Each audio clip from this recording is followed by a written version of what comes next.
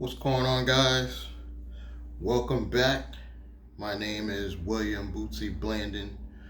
This is going to be a new intro video for my channel. So I apologize for all you current members that have been watching me for a while. Let's start at the beginning.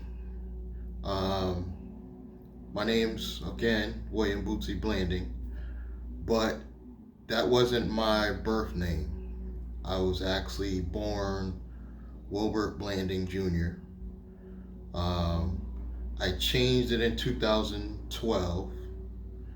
I didn't want to be a junior. I didn't want to be named after my father. There's a long backstory with that, but basically I got teased and picked on a lot through my school years for the name. And then I didn't particularly like my father, who I just happened to be named after. So I changed the Wilbert to William. The Bootsy actually is a name that I grew up with due to my grandmother. She named me, she called me Bootsy. The name kind of stuck growing up in the housing complex in Norwalk, Connecticut, where I'm from. I grew up in Colonial Village housing complex, and most of the kids growing up called me Bootsy. Later in the retail world, everybody just called me Will, so it just made sense to transition from Wilbert to William. A lot of people didn't even know that my first name changed. They just see the Bootsy and they automatically gravitate to that. That's exactly why I did it. It was actually spelled with the IE. Later, I changed it to the Y as kind of a shout out to, there was an entertainer years ago, back in the 70s, called Bootsy Collins. And ironically, his name also is William Bootsy Collins. So I thought that was a nice little shout out to him, spelling it with the Y. And I made that my legal middle name because I never had a middle name. I got two younger siblings. They both had middle names. I didn't. Shout out to Sean David Blanding and James Edward Blanding, my two younger siblings. How I got into entrepreneurship, I think started years ago, but it wasn't until my last retail job. My last retail job was Bed Bath & Beyond. That I was just so fed up with the everyday grind and the everyday struggle. And I admit I wasn't the best employee. According to most of the higher up supervisors and managers, I was slow, but reliable. So I was known to be slow, but reliable. I came to work every day, but they said I was slow. And I ain't gonna lie to you guys, I was slow on purpose.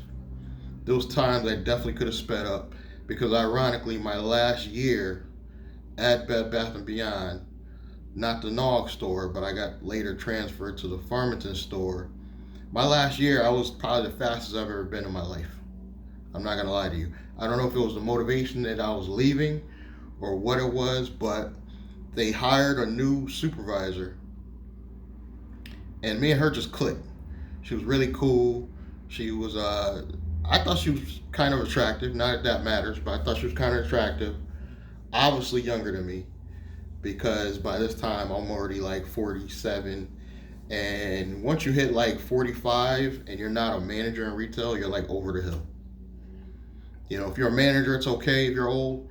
But for some reason, if you're hitting that 45 mark and you're just a regular retail associate, you better start thinking about your future. You either gotta step up and become a manager, which the reasons why I didn't do that is I saw the game for what it was, guys. I started questioning some of the retail managers in Bath & Beyond. And one that to this day I'm cool with. I want to be politically correct. I don't know if he's Indian or Pakistani. But to this day, me and him speak. And I asked him one day, I was like, how much do you get paid? Da, da, da. And come to find out that 2 weeks that I was working, I was doing a lot of overtime. And he told me what his salary was, because all the managers got obviously a salary. But because they put in so many hours, some of them 60, 70, even 80 hours, that if you broke it down hourly, I actually made more than some of the managers. The slow guy, the guy you call slow. Um, in Bed Bath & Beyond, I chose to be in the receiving department. I chose to. It was a strategy, because I knew by being in receiving, at least I wouldn't have to communicate with the everyday customers. It wasn't until later, when I got transferred to Farmington, that they forced me to be a salesperson. Because I guess that's their goal, was to force me to do it, and they did it. And I dodged being a cashier for years. They forced me to learn how to be a cashier. But I had a plan, guys. I had a plan, because I always knew I was going to be back in the business. Because long before retail, years ago, I was in the wireless cell phone industry. I worked for a guy for years. We became friends. We did have a falling out, but out of that chaos, I started my own cell phone business. Back in '98, I was still selling pagers, believe it or not. I transitioned to only phones. I chose to step out of that business because I didn't know about corporate credit, which is where we get into shortly on why I created the business I'm in now. I knew that corporate credit was the future. Had I had known about corporate credit back in '98 when I had that store, and I dropped out about 2001, had I just known how to keep my own personal credit good, go after corporate credit, I would have still been in business or sold the business. I actually handed the keys to somebody and said, here, because it was worthless. It was only a name. And he failed as well. So the goal I had with this channel was I wanted to show entrepreneurs a different way. I'm not telling anybody to quit your job, because truth be told, I left Bed Bath & Beyond too soon. I think I want to say I left in 2017. I think I left too soon. I convinced my brother, because he was either going to get fired or quit his job. He had a good job at Trader Joe's. I convinced him to let's liquidate his 401k and start a business. I already had Shania Business LLC. So this was a whole different business. I had to start with him just to get his funds. It was about 60K. Fast forward, things happened. He wasn't bringing in any money, but he was spending out too much money. I was the only one trying to do any active income, but it wasn't enough. And on top of that, we're paying all the bills. It was a disaster. Then the worst thing happened. My grandmother died around about the same time. So at that point, we didn't really care about business, and we just spending money and wasting money. I hired some girl, and she was basically scamming me because she wasn't producing. She was supposed to help me produce and create some content for the channel. She scammed me and just, right about Christmas time, decided she's going on vacation and she don't need me. Meanwhile, she was scamming me the whole time, because she made me take down all the content that had her in it. This is my journey. I'm learning, guys. I'm learning. Just follow me for a minute. So fast forward, I became an Uber driver. I tried to go back in the workforce. I really tried, guys. I started with the community center because I thought, if I help, disabled kids and stuff like that, maybe I'll feel like I'm doing something for the community. I hated it. The people had disabilities there, but a lot of them were very violent. Call me a punk, but I'm not there to restrain grown adults. I wasn't feeling the industry. I left that and moved right into a group home. Guys, the paperwork and the tests, and I felt like I was going back to college. I mean, not that I ever went to college, but I felt like I was going to college for the first time. it was just so much. I was like, this ain't for me, you know.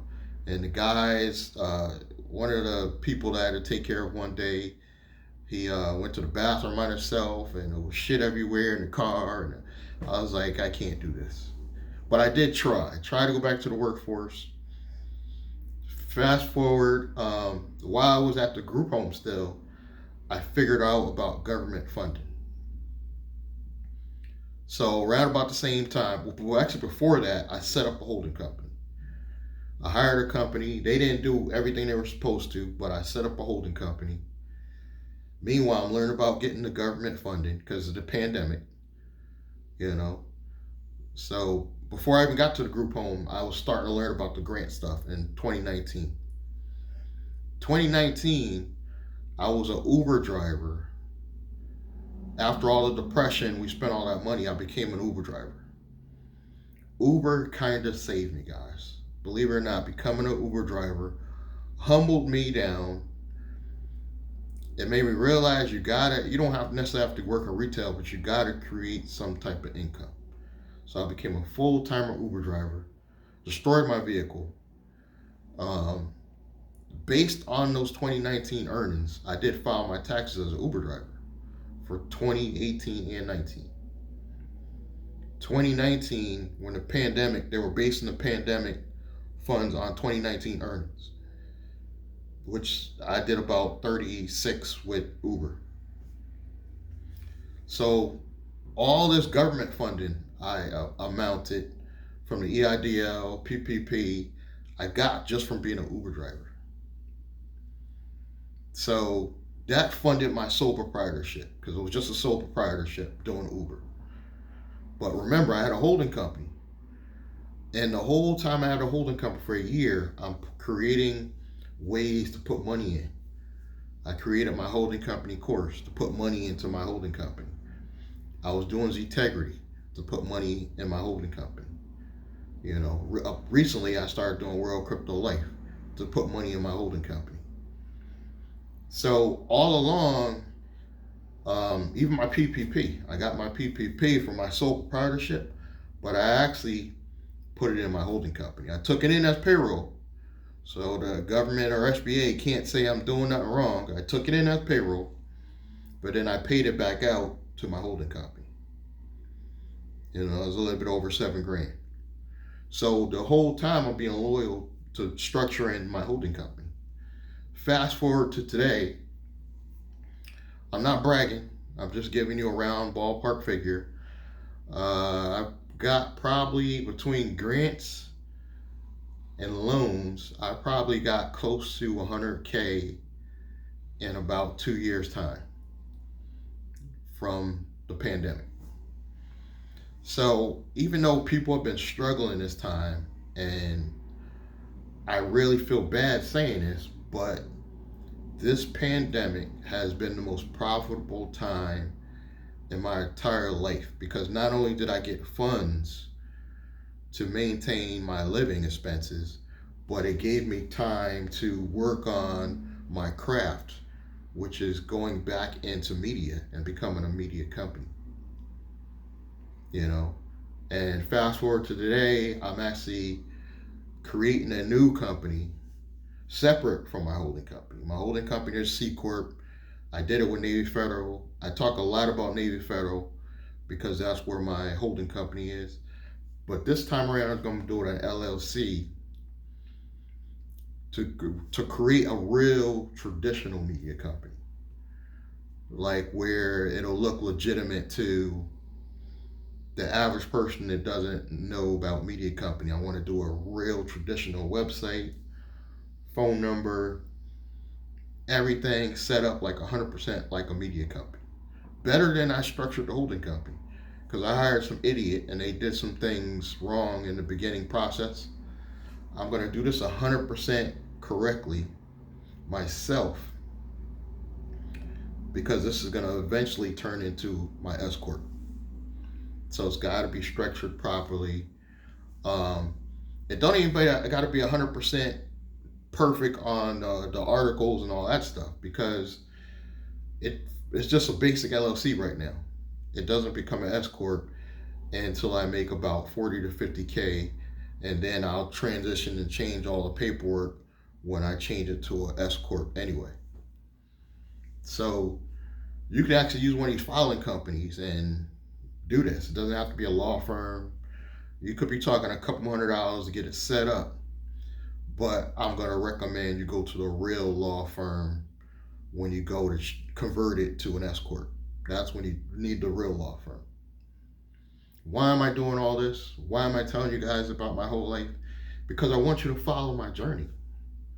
I want you guys to see that a regular dude, you know, from a small town like Norwalk, Connecticut, could do this stuff.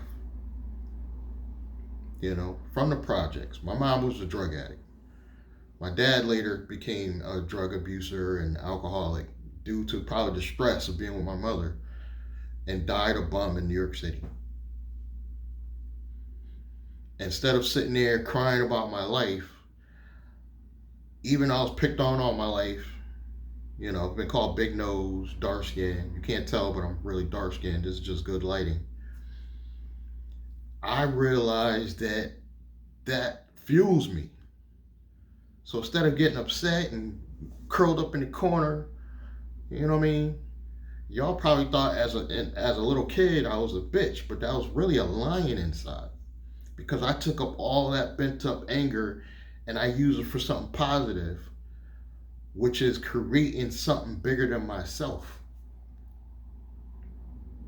I feel like a fucking dragon going in, you know, into this business world, because that's how motivated I am and ready to take on the world.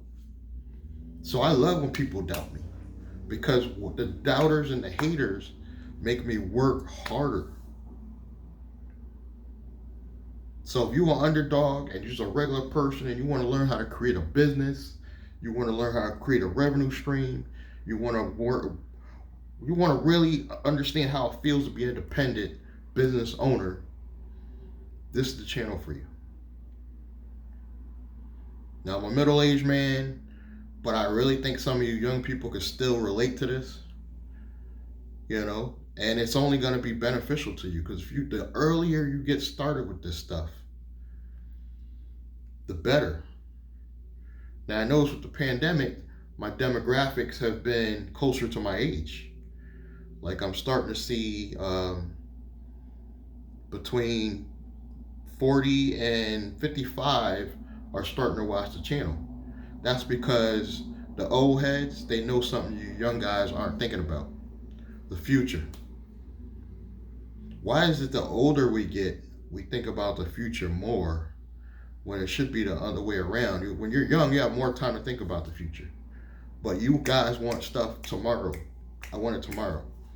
Starting a business, it's Glendon Cameron said this, actually. Savage Finance, the corporate citizen. He said, being an entrepreneur is not going to happen fast how you want it. It's not. It feels like it's happening overnight for me, even though I've been at this, guys, for like 5 years. I've had this channel for years. And it wasn't until the pandemic I started getting the views to catapult me to start getting a lot more subscribers. It wasn't until like 2019 I started really getting people watching my channel. But I've had the channel for like 5 years. So if you want to start a new YouTube channel, just get started. Use your cell phone on your camera, on your phone. Most of these smartphone cameras are just as good as digital cameras. I'm using a cell phone right now for this video. Just get started. Now, going forward, I hope you guys continue watching my journey. I hope you subscribe to the channel. I am going to talk about several different type of money-making streams. We're probably going to be talking about mainly affiliate marketing. Real Crypto Life is network marketing. We're going to be talking about creating your own revenue streams, like your own courses. I have my own holding company course. If you want to get me on the phone, purchase the course, email me the best time to call you back, and we can sit on the phone and just talk strategies for hours, guys. This is the type of value I'm trying to bring you guys. We could talk about strategies for hours. Nobody else is offering that on their channel, not for the small amount of money I'm asking for. But you got to get the holding company course. Get the course. Even if you don't want a holding company, get the course, because it's going to have some strategies in there for overall business. Why do I love the holding company strategy so much? Anonymity. It's going to help you save in taxes. You know, the entities themselves don't save in taxes. It's how you structure them, how you set this stuff up. It's going to save you in taxes. I'm going to talk about something nobody else is talking about. Despite what you think, it's not only S Corps that provide you with some good strategies. This is probably the reason why I'm going to have multiple entities, guys. By the time I'm done, which is probably going to be the next 10 years of building entities and creating businesses, I'm probably going to have every type of entity there is, including a nonprofit. And God willing, a tech company that we take public. So this is the type of strategies I'm talking about, and I'm actively doing this stuff. So a lot of YouTubers, yeah, they talk about doing this stuff, but I'm doing it as we go. But at least you see I'm doing it. I actually have an active holding company. I'm actively on payroll now as an employee for my company. For the first time in my life, I'm finally on payroll. I'm really an employee of my C Corp holding company in Navy Federal. That's providing anonymity. You don't actually know I own it. That's not going to be a company I promote. Now this new company is going to be the company I brand myself. It's going to be Bland Drake. I already got the domain for it. That's the company I'm going to brand myself. It's going to kind of not own anything for anybody to sue me. Under that, I might start the car rental business. So that in itself is going to be another holding company. Now, my first holding company in Navy Federal, that company is just job is to collect money, any means necessary. Just collect money right now to, make sure my paycheck is covered. This new corp doesn't have to really make any money in the beginning. Its job is just going to be to market. That's the job of the media company, just to continue to market.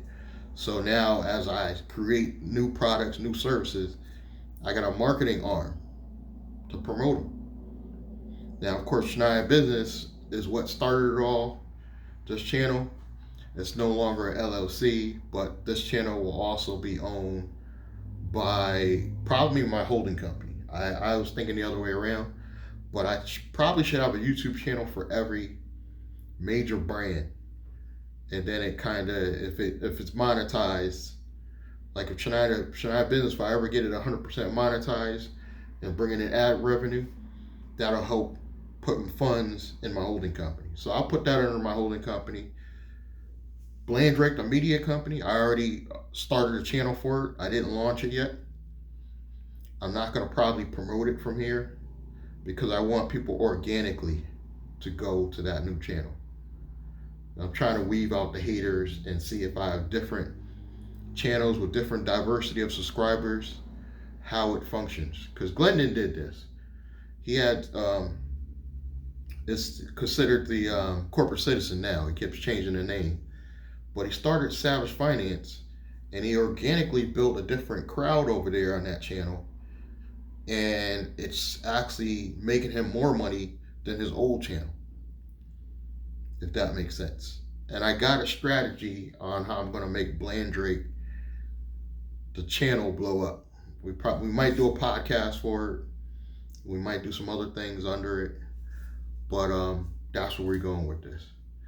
But this video just really give you an insight of who I am, what I'm trying to do on this channel. No, I'm not a Yankee fan, but people love to give me Yankee apparel.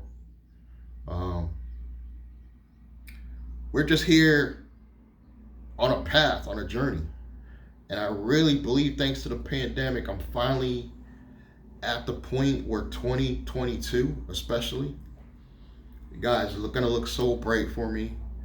Um, as of this current time, my daughter is pregnant with her first child, so I'm going to be a grandfather very soon. Probably even by the time you can see this video. Like literally, it could be any time this month, early next month. I think she's due technically towards the end of this month, but could be any time now. So I'm going to be a grandfather soon, which drives me to want to work harder and make at least one company a six-figure business so we can go to the next level. I know once we get to the six figures, I know I'm going to the next level because I have everything in place. You know, I have all the accounting stuff. I have all the partnerships. I have everything I need to build one day a company that I can take public and make millions of dollars. I truly believe that, guys. I truly believe you're going to be watching this channel one day. I may be 10 years older. I don't know. But I truly believe I'm going to get to the point where at least one of my companies is $1 million company. Keep watching. Keep supporting. You guys have been following me. I thank you for going on this journey with me.